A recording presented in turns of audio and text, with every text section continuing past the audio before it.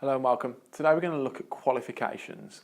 Now, one of the questions that I get asked all the time, should I have a pool operator's qualification? Now, to me the answer is very, very simple, yes. So let's look at government guidance documents.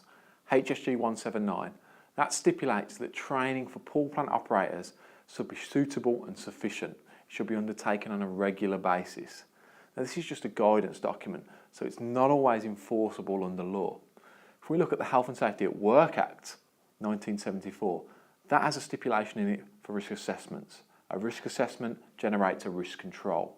Now, if there's a risk associated with a pool, whether it be a bacteriological risk or an entrapment risk, then you must have the knowledge base to understand those risks.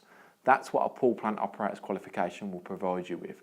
So for us, for STA, it's very simple.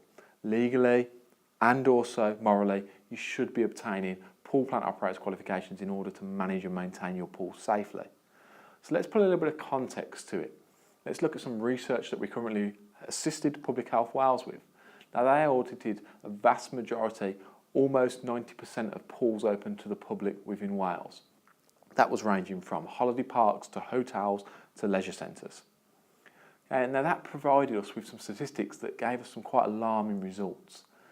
Now, it was focusing primarily on cryptosporidium. Now, 60% of those pools did not provide information for pool users on diarrhea, on cryptosporidium. A lot of them, 45%, didn't have nappy policies. Okay? A lot of them had shortcomings in providing schematic diagrams, understanding the flow rate, understanding the turnover time of their pool. Now, one of the biggest things then that came off this was that 22%, almost a quarter of those pools, didn't have suitably trained pool plant operators. Now, this also linked more in and gave us more evidence. It gave us a rationale for why pool plant operations is so important as a qualification. Those that did obtain a pool plant operation were shown to be 4 times more likely to have adequate schematic diagrams to understand and know the flow of water through their pool. They were 3 times more likely to know their turnover time.